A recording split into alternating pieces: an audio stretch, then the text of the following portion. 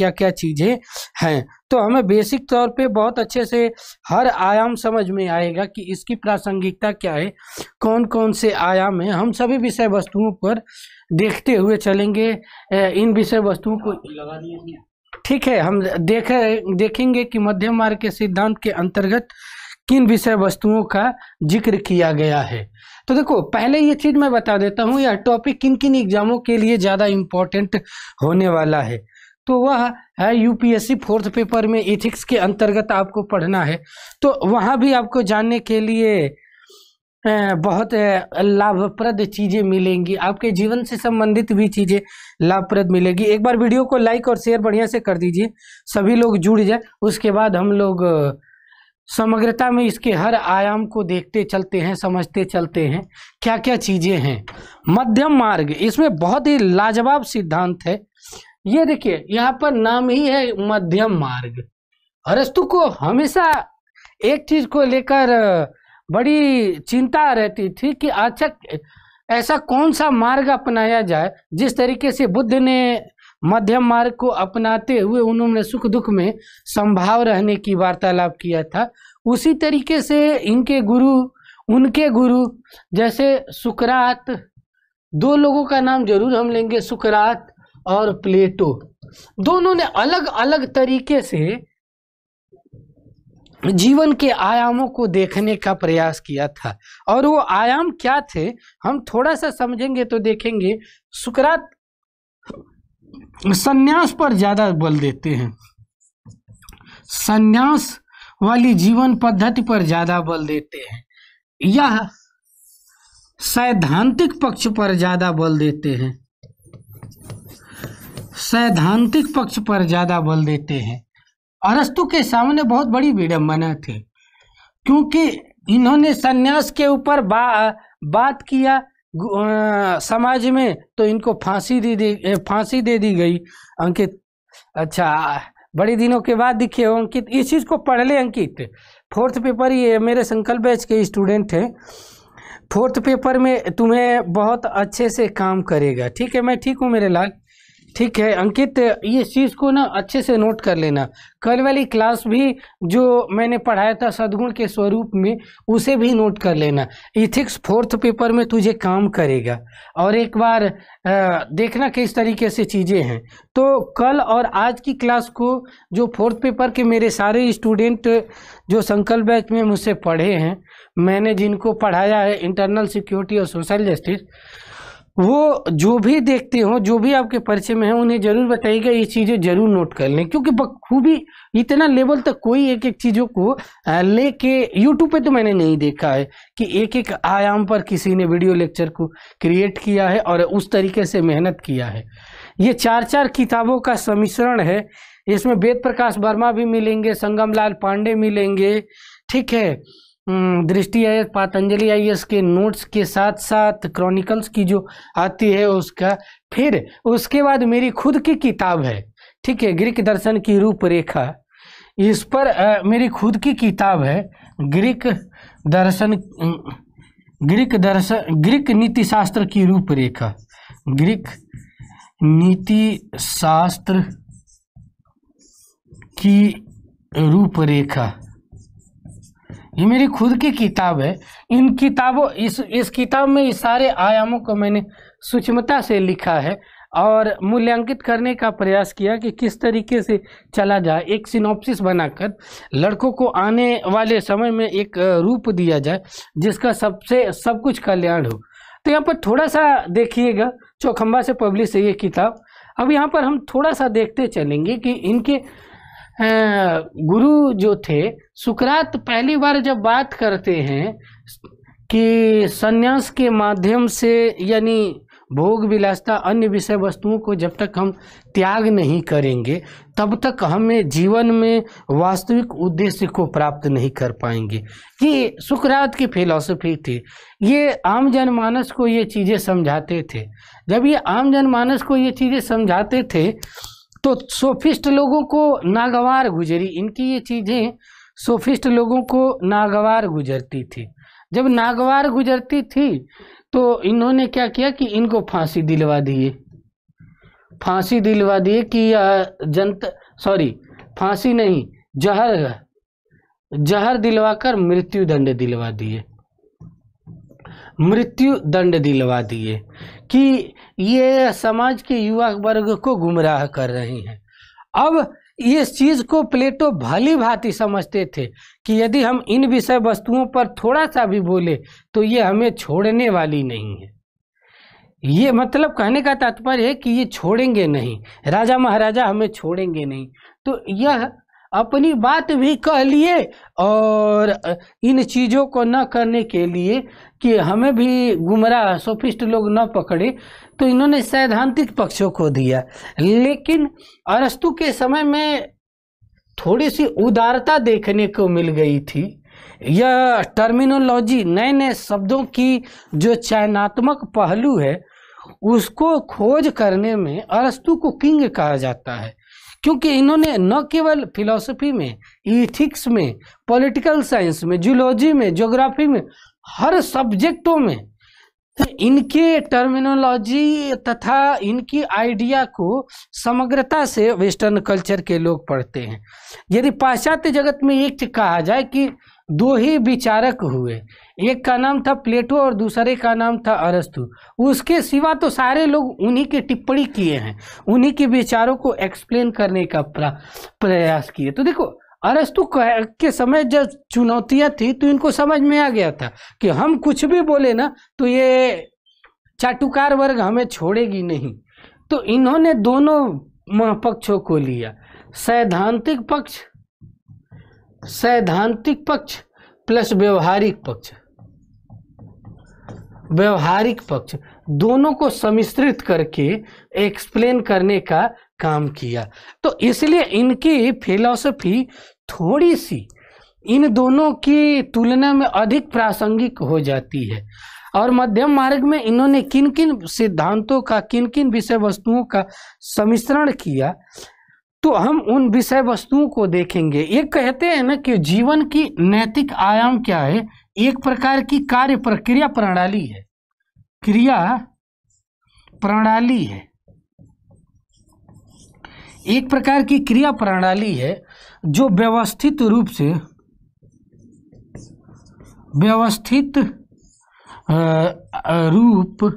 में कार्य करती है, व्यवस्थित रूप में कार्य करती है।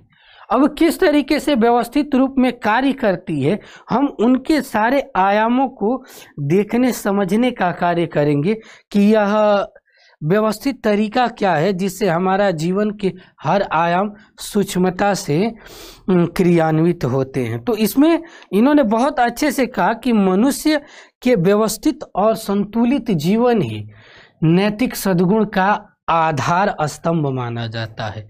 तो यहाँ पे दूसरी लाइन क्या होगी, मनुष्य का, यहाँ पर दूसरा क्या होगा, मनुष्य का व्यवस्थित एवं संतुलित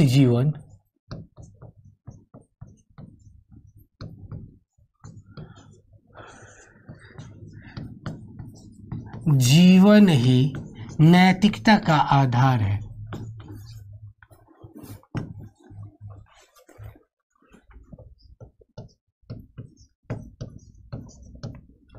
नैतिकता का आधार है।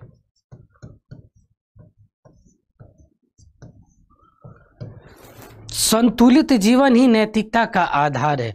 अब हम देखेंगे कि इसमें संतुलित जीवन किस तरीके से हम जिएंगे और जीना चाहिए। तो व्यवस्थित और संतुलित जीवन जीने की कुछ क्रिया विधि है। क्रिया विधि यानी यहाँ पर कहा जा सकता है व्यवस्थित क्रिया विधि। किन आधारों पर आप संतुलित और व्यवस्थित जीवन जिएंगे, यही कहा ना कि ये चीज आपके व्यवहारिक जीवन में भी बहुत हेल्पफुल करेगा। यही जो आयाम मैं लिखने जा रहा हूँ आपको हमेशा व्यवहारिक जीवन में, आपके पारिवारिक जीवन में, ब्यूरोक्रेसी के संदर्भ में या किसी भी आयाम में आपको कार्य करेगा। तो यहाँ पर क्रिया विधि के अंतर्गत कहते हैं क्या कि हमें कठोरता एवं उदारता के मध्य तार्किक दृष्टिकोण से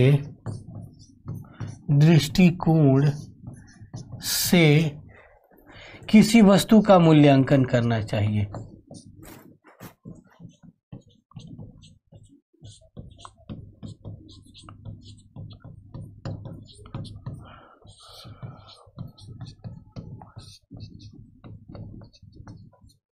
करना चाहिए, यानी कभी भी जीवन जियो तो इस तरीके से जिए कि कठोर भी हो और नरम भी हो, तो दोनों का मिश्रण है। ज़्यादा उदार हो गए, रस्सी को इतना भी ढीला मत छोड़ो कि दुनिया के लोग आपको न उस पर झूला झूलने लगे, और इतना भी टाइट जीवन में मत बनो, कठोर इतना भी बनो कि मानवीय मूल्यों का हनन हो जाए।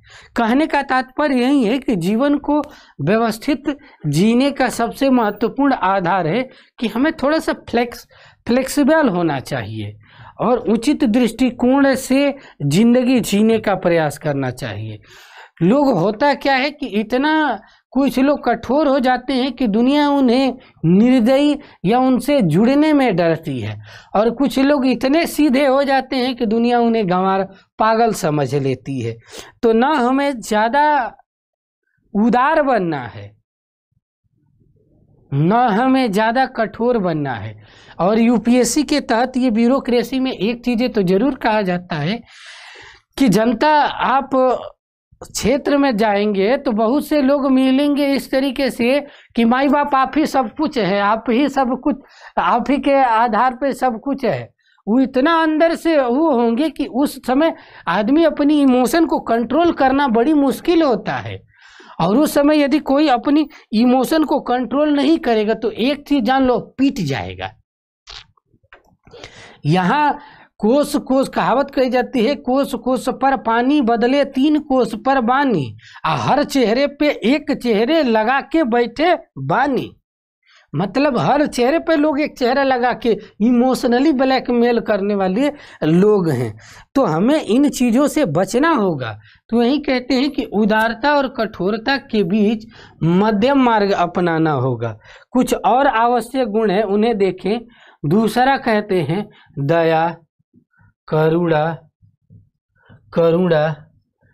प्रेम, धैर्य, सहनशीलता,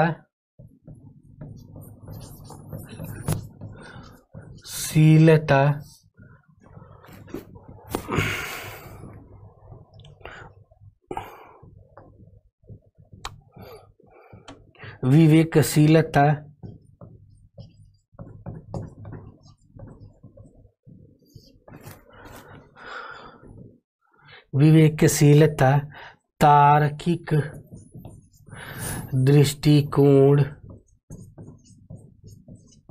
बौद्धिक विश्लेषण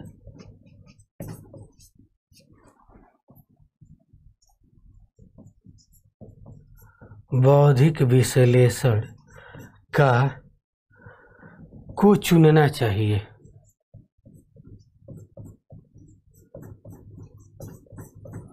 ये बेसिक आयाम ऐसे हैं जिनको आपको चुनने के बाद आपकी संपूर्ण जीवन शैली, आपकी पद्धति, सब कुछ बदल जाएगी। इनको अपनाना बहुत ज़रूरी है।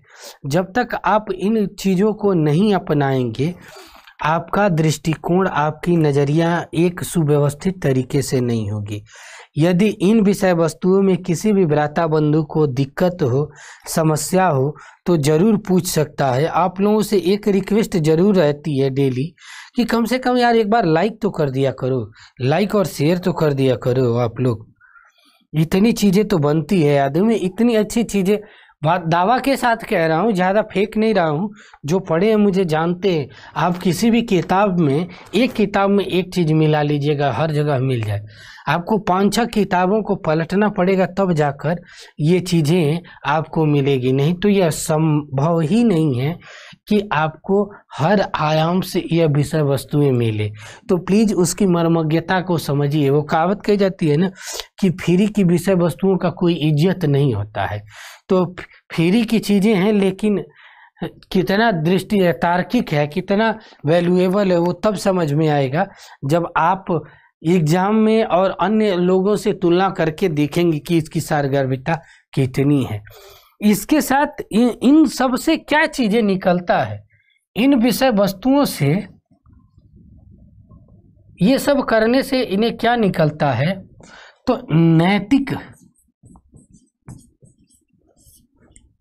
न्याय की व्यवस्थित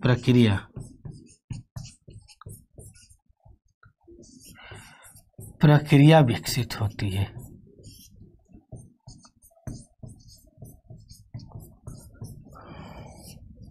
कुछ लोगों को आदत होती है ना केवल बीए की पढ़ाई करने की, कि क ख ग घ अंग च, इस तरीके से। तो ये पढ़ाई तब तक आपको काम करेगी जब तक आप बीए के लेवल पे हैं, ठीक है। कुछ हद तक एमए में भी हर यूनिवर्सिटियों में उस तरीके से नहीं है, जहाँ कापी भरो अभियान है वहाँ पर ये चीज़ें हैं। लेकिन आप एक असिस्टेंट प्रोफेसर बनने की तैयारी कर रहे हैं तो वहाँ पर आपको ज्ञान की मर्मज्ञता की आवश्यकता होती है। और जहाँ ज्ञान की मर्मज्ञता की आवश्यकता होती है, थोड़ा सा आपका दायरा, डायमेंशन थोड़ा सा बढ़ जाता है। और यूपीएससी का एग्जाम पूरी की पूरी डायनामिक होता है, उसे व्यवहारिकता से जोड़े वगैरह आप मूल्यांकित करते हैं तो वो पूरी की नागवार गुजरेगी, वो मार्क्स नहीं देगा। मैं 4 साल कॉपी चेक किया हूँ, मेरे को लगता था कि 80% लड़के वो नहीं कहते हैं, बीए वाली हरकत है कि इसके बाद ये होता है। मतलब थोड़ी सी प्रैक्टिकली चीज़ों को भी जोड़ के देखो ना, अन्य सब्जेक्टों से जोड़ के भी दिखाओ ना, थोड़ा सा मजा आता है कि डायनामिक आंसर है। यहाँ क्या है, लोग एक ही डायमेंशन से लिखते चले जाते हैं तो वहाँ मार्क्स नहीं मिलेगा। तो देखो अब यहाँ पर मैं एक चीज़ से थोड़ा सा और जोड़ता हूँ, ठीक है। ये क्या कहते हैं कि हमें सुख और दुख में संयम रखना चाहिए। आप एक बात बताइए, सुख और दुख, शुभ अशुभ, सही गलत, सब में संभाव दृष्टिकोण रखकर जीवन निर्वहन करना चाहिए। इसमें 3-4 चीजें नहीं आती हैं, उसको हम थोड़ा सा जोड़ेंगे। तीसरा पॉइंट, इसको 2 भागों में, इधर देखेंगे सुख दुख ए बी, सही गलत, शुभ अशुभ, डी उचित अनुचित,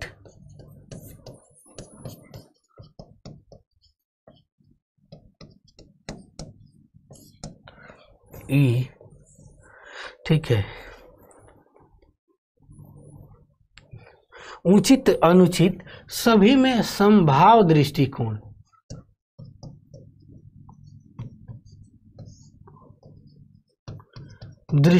रखना चाहिए। ये इनकी बात है। अब यहाँ पर थोड़ा सा यहाँ पर जोड़ कर देखा जाए तो हम देखते हैं कि भारतीय परिप्रेक्ष्य में ये चीजें हैं क्या। तो भारतीय परिप्रेक्ष्य में देखेंगे तो यहाँ पर 2 जगह दिखाई पड़ती है।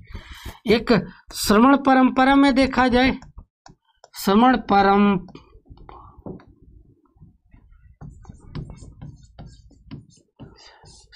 परंपरा में तो यहाँ पर आप जैन दर्शन में भी देखते हैं और सबसे इसका व्यवस्थित क्रम बौद्ध दर्शन में दिखता है। इस प्रकार का दृष्टिकोण दिखता है। दूसरा श्रुति परंपरा, ये कुछ लोग नाम पहली बार सुन रहे होंगे, श्रुति, इसको वैदिक परंपरा के नाम से भी जाना जाता है।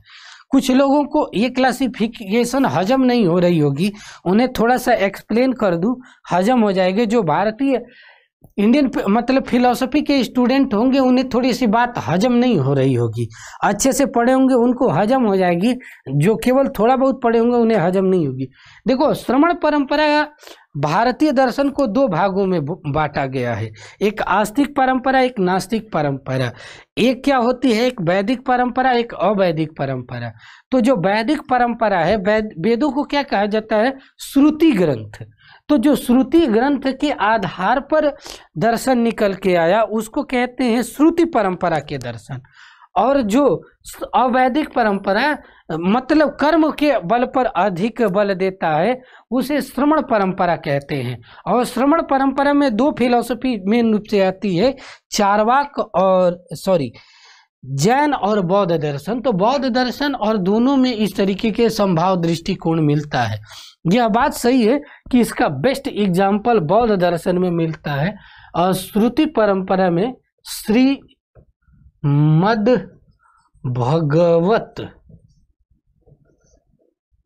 कुछ लोग भागवत गीता भी भगवत गीता कहते हैं, भगवत गीता में मिलता है। श्रीमद् भगवत गीता में इसका वर्णन मिलता है। और श्रीमद् भगवत गीता में जिस विषय वस्तु का वर्णन मिलता है उसे क्या कहा गया है, स्थिति प्रज्ञ की अवस्था।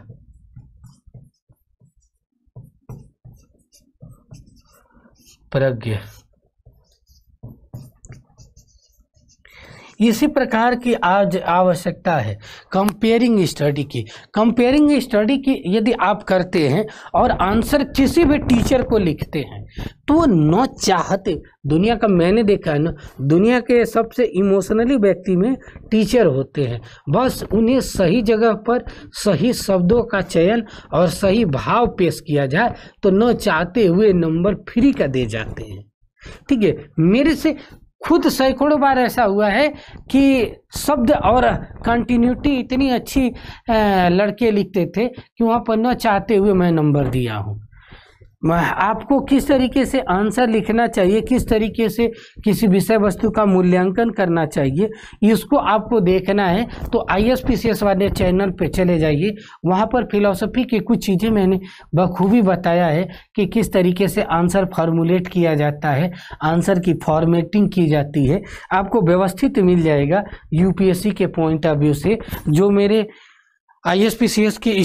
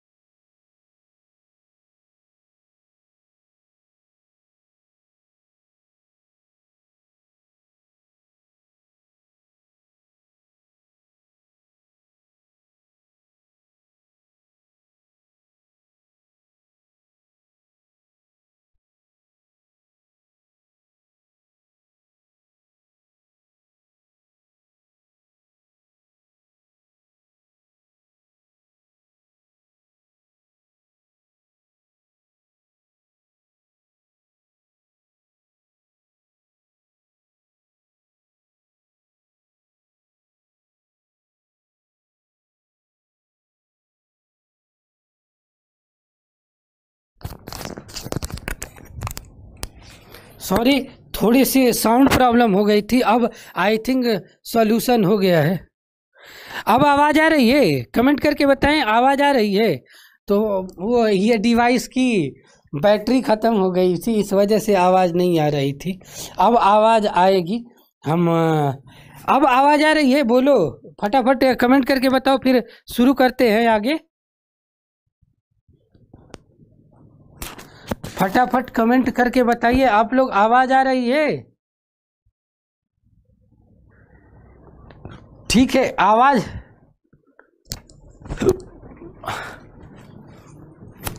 देखो आवाज़ आ रही है कि नहीं आ रही है, फटाफट बताओ।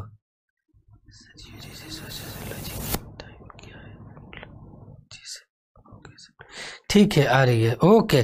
देख मेरे लाल, अब इन चीज़ों को थोड़ा सा डायनामिक करके लिखोगे ना तो ऑटोमेटिक मार्क्स अच्छे मिलेंगे। अब हम आगे की चीज़ें थोड़ा सा देखें कि इसमें कमियां क्या थी। मतलब मध्यम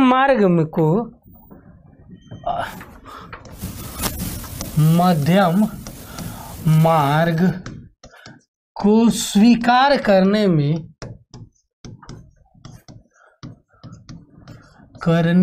कठिनाइयां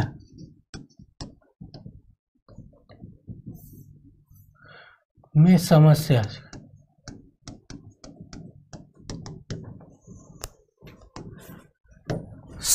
क्या होगी यदि आप, चलो ठीक है कोई बात नहीं। इसे अर्पित, मालती, अंकित, सारे लोग अब इस चीज़ों को नोट करते चले।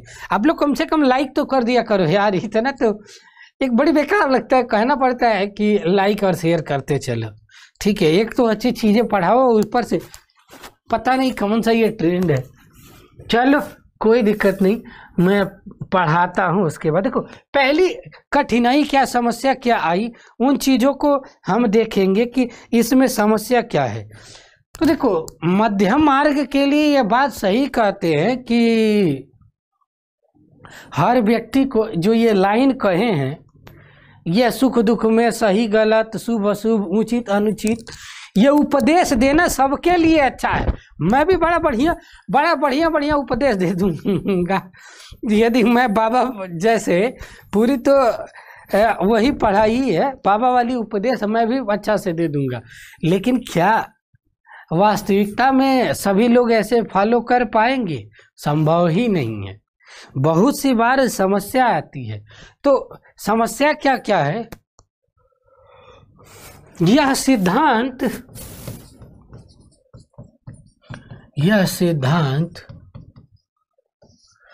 सैद्धांतिक रूप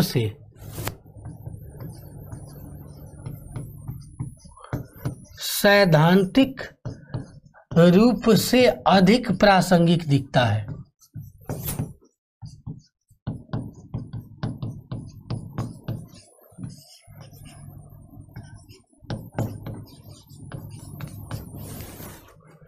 व्यवहारिक रूप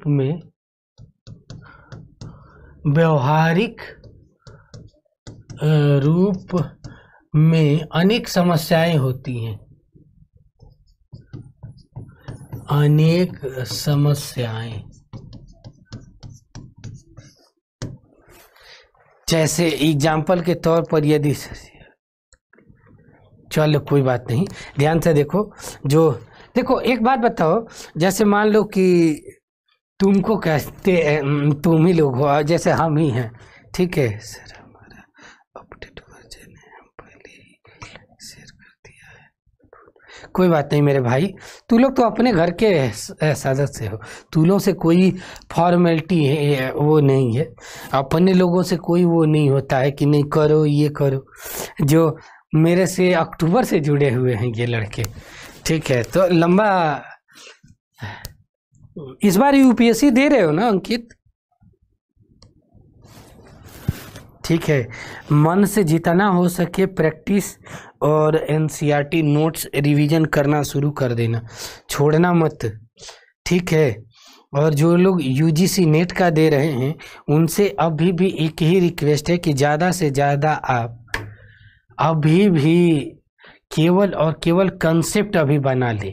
जब दौर आएगा संडे के दिन 2 घंटे की एक इस बार 2006 के यूजीसी नेट के पूरे क्वेश्चन को सॉल्यूशन करवाऊंगा। देखते हैं कितना लोग। देखो मैं एक ही चीज़ कहूँगा, जो मैं पढ़ा रहा हूँ वो पढ़ते रहो, उसका अच्छे से नोट्स बनाते रहो, लेकिन ये नहीं आगे की चीज़ें आपको जितना मिलती है कहीं से आप अच्छे से पढ़िए, ठीक है, उसे पढ़ते रहिए। आपको उसमें कहीं डाउट होता है कि सर ये चीज़ें मुझे नहीं समझ में आता है, तो आप जब वो टॉपिक मैं करवाऊंगा उस समय आप पूछिएगा, मैं उसे खुलकर बताऊंगा, ठीक है। अब यहाँ पर देखो, सैद्धांतिक रूप से अधिक प्रासंगिक, व्यवहारिक रूप से नहीं। 90% लोग ना इमोशनली भावनात्मक रूप से जुड़े होते हैं। तो वहाँ पर जैसे मान लो कि कोई घर में कोई मर गया, ठीक है, और वहाँ पर आदमी कहे कि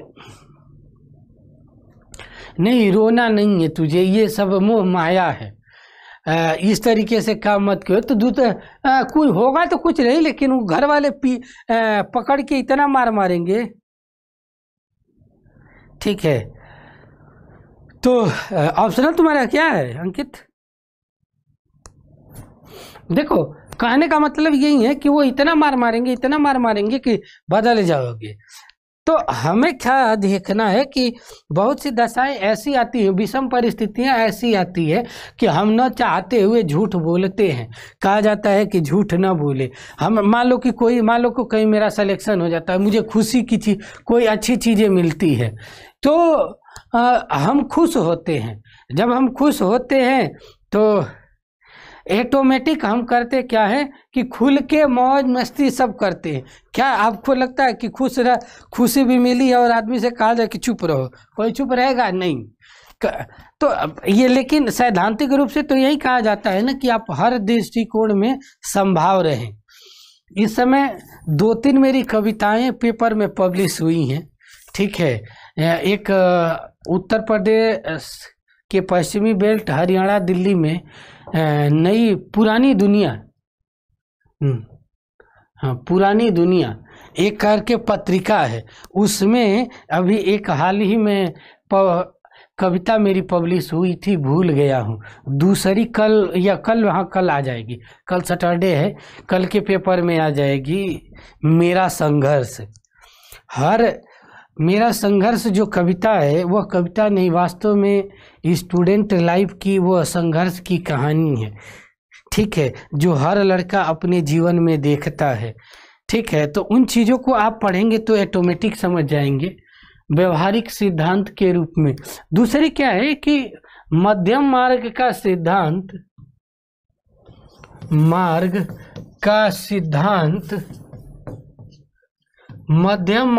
सिद्धांत विषम परिस्थितियों में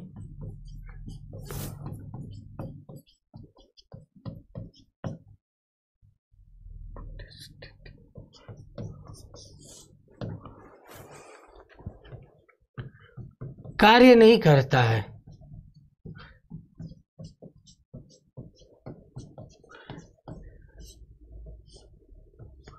जैसे ये कहते हैं कि सपोज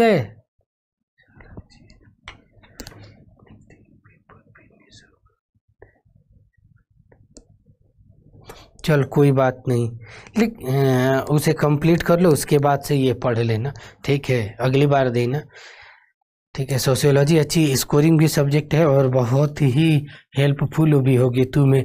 ये फर्स्ट पेपर में, सेकंड पेपर में, थर्ड पेपर में थोड़ा सा होगा, फोर्थ पेपर में कई जगहों पर हेल्पफुल होगी। सोशियोलॉजी और फिलॉसफी ऐसी सब्जेक्ट हैं कि आपको लगभग हर जगहों पर आपकी मददगार साबित होती हैं, ठीक है। तो देखते चलो यहाँ पे क्या क्या चीजें हैं। मध्यम मार्ग का सिद्धांत विशेष विषम परिस्थितियों में कार्य नहीं करता है। एग्जाम्पल मैं समझा रहा हूँ।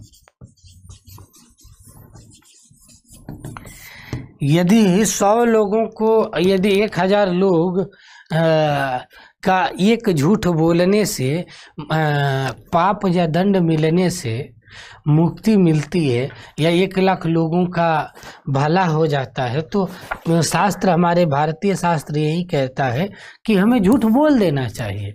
ठीक है, यदि मान लो कि बहुत सी बार ऐसा होता है कि शरीर में ऐसे असहनीय दर्द या रोग हो जाते हैं, दर्द वाले रोग हो जाते हैं, जिससे जिंदगी क्या होती है, जीना बहुत दुश्वार हो जाता है। उससे अच्छा यही लगता है कि मर जाते ना तो अच्छा रहता। तो जब इस तरीके की सिचुएशन आती है तो वहाँ पर मृत्यु श्रेष्ठ है, और यह सिद्धांत कहता है कि नहीं, आपको उस दशा में भी नहीं मरना, नहीं है, झेलना है। तो आपको नहीं लगता है कि यह गलत है? कभी भी इंसान को उस दशा में अपने जीवन के हर आयाम को सोचने जीने की स्वतंत्रता होनी चाहिए। ये नहीं, मान लीजिए कि समाज में बहुत से ऐसे आयाम देखने को मिलता है जहां हमारी इच्छा नहीं कहती है कि हम करें, लेकिन मजबूरन हमें करना पड़ता है। ठीक है, वहां पर हमारा नहीं बस चलता है। तो आज के क्या लोग हैं कि हर लोग तो अपने अनुसार जीवन जीना चाहते हैं, अपने अनुसार कार्य करना चाहते हैं। अब उस दशा में होगा क्या कि सबके ऊपर यही चीजें थोप दिया जाए तो क्या सही लगेगा? जैसे मान लीजिए कि अनिवार्य कर दिया गया कि जितने भारत के स्टूडेंट हैं उन्हें वैदिक संस्कृति को पढ़ना अनिवार्य है। अभी कोई बात थोड़ी नहीं हुई कि जबरदस्ती का थोपना, वो नैतिक दृष्टिकोण से तो गलत हो जाएगा ना। तो ये कुछ एग्जाम्पल थे जो व्यवहारिक दृष्टिकोण से विषम परिस्थितियों में नहीं कार्य करता है। हमें कोशिश करना चाहिए कि इनसे ऊपर उठकर देखना चाहिए। अतः तीसरी चीज, जैसे 2+2 4 होता है, 2+2 4 होता है, तो नैतिक दृष्टिकोण में तो ये नहीं है ना कि इसको फॉलो कर लोगे तो आपका जीवन स्वर्ग बन जाएगा। यदि मैं कहता हूं कि सत्य बोलना सीख लो, हिंसा नत करो, गांधी ने 2 अस्त्र दिया था, सत्य और अहिंसा। यदि गांधी के सत्य और अहिंसा को ही फॉलो करके और कहा जाए कि आपका जीवन स्वर्ग बन जाएगा, तो आधुनिक परिप्रेक्ष्य में व्यवहारिक दृष्टिकोण से जीवन जीना बहुत मुश्किल काम है, बहुत ही मुश्किल काम है। कि आज के समय में पूरी ईमानदारी से सत्य और अहिंसा के ऊपर अपने जीवन को निर्वहन किया, इनके मध्यम मार्ग के सिद्धांत की कठिनाई। तो कुल मिलाकर निष्कर्ष कैसे निकलेंगे? समग्रता में देखा जाए तो यह परिलक्षित होता है। अरस्तु का मध्यम मार्ग का सिद्धांत सैद्धांतिक दृष्टिकोण यद्यपि बहुत अधिक प्रासंगिक दिखाई पड़ता है, जहाँ लोकतांत्रिक देश की प्रणाली को मूल्यांकित किया जा सकता है, लेकिन कहीं न कहीं व्यवहारिकता एवं वर्तमान परिदृश्य के अनुरूप बहुत सी ऐसी चीजें हैं जो पूर्णता को नहीं करती। ये इसका नेक्स्ट इसी में चीजें कहते हैं ऐच्छिक कर्म। 2 चीजें होती हैं। कर्म जो हमारा होता है वह 2 प्रकार के होते हैं। कर्म को भी मूल्यांकित करते हैं। कर्म को 2 प्रकार से करते हैं। एक कर्म होता है ऐच्छिक कर्म, ऐच्छिक कर्म, और दूसरा कर्म होता है अनैच्छिक कर्म।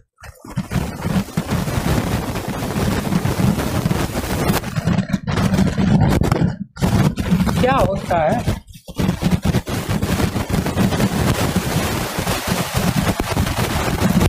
इस पर हमारा नियंत्रण होता है, इस पर हमारा नियंत्रण नहीं होता।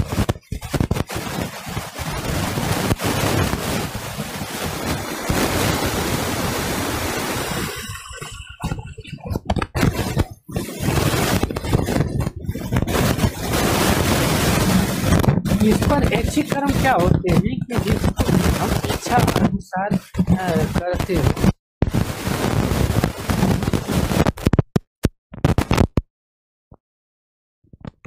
माइक में खरखर की आवाज आ रही है, अब नहीं आएगा। देखो अभी भी आ रहा है।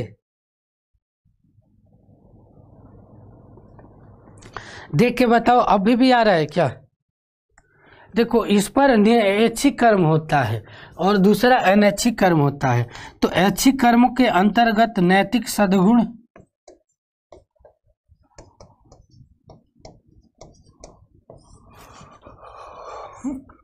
दुर्गुण दोनों आते हैं। मनुष्य अपनी इच्छा के अनुसार नैतिक सद्गुण भी कर सकता है। हाँ कर लिया हूँ मेरे भाई, हो गया। देखो ऐच्छिक कर्म क्या होता है, जिस पर हमारा नियंत्रण होता है। अनैच्छिक कर्म क्या होता है, जिस पर हमारा नियंत्रण नहीं होता है। अब नैतिक सद्गुण और दुर्गुण हमारी इच्छा के अनुसार होता है। इसीलिए अरस्तु कहते हैं कि हमें सदैव किन चीजों पर ध्यान देना होगा। हमें सदैव तार्किक दृष्टिकोण से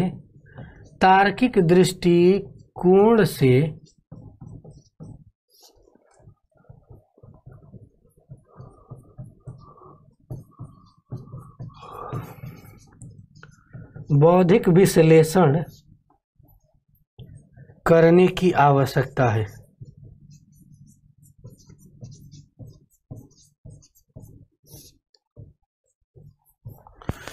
तार्किक दृष्टिकोण से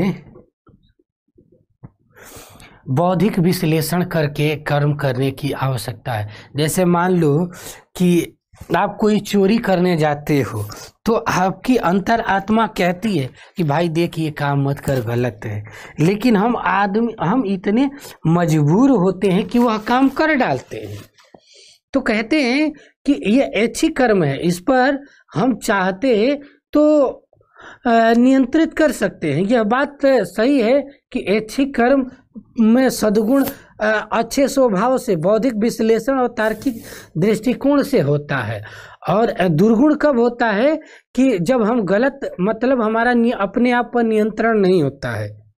ठीक है, हमारा जब अपने आप पर नियंत्रण नहीं होता है, हम विषम परिस्थितियों या बाहरी परिस्थितियों से इतना मजबूर हो जाते हैं कि हम वह कार्य करने के लिए आतुर हो जाते हैं। तो इस दशा में हमें गलत काम करना पड़ता है। तो ये चीजें कहते हैं कि इन चीजों को नहीं करना चाहिए। हमें करने की क्या आवश्यकता है, इन विषय वस्तुओं से दूर रहने की आवश्यकता है।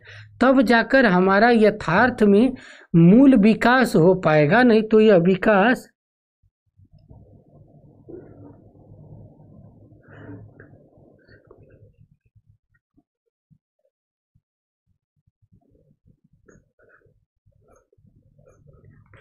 चल ठीक है मेरे लाल।